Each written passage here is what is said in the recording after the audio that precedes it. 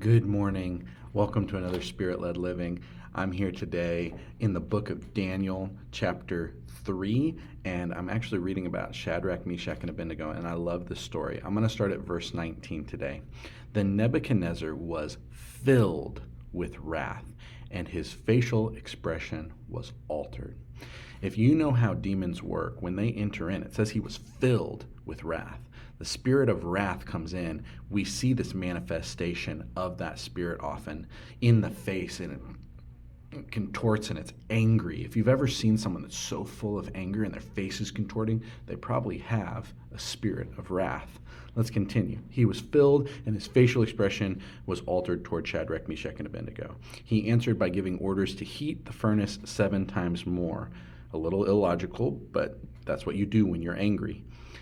Then it was usually heated, and he commanded certain valiant warriors who were in his army to tie them up and ordered them cast into the furnace of blazing fire.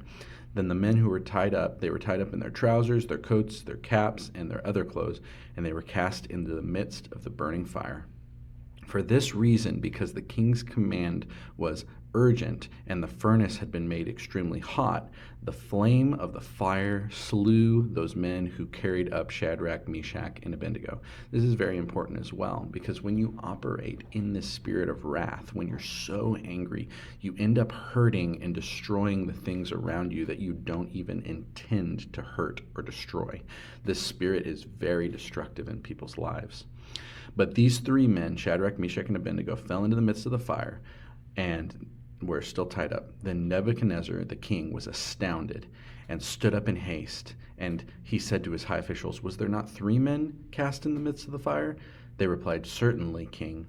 He said, "Look, I see 4 men loosed and walking in the midst of the fire without harm. And one of them is like the appearance of the sons of the gods." So when we're cast into the fire, when we as believers are thrown into a difficult situation, but we stand our ground and we don't waver, it may seem deadly to others, but the Lord is with us in all of those circumstances, protecting us and loosing us from our chains.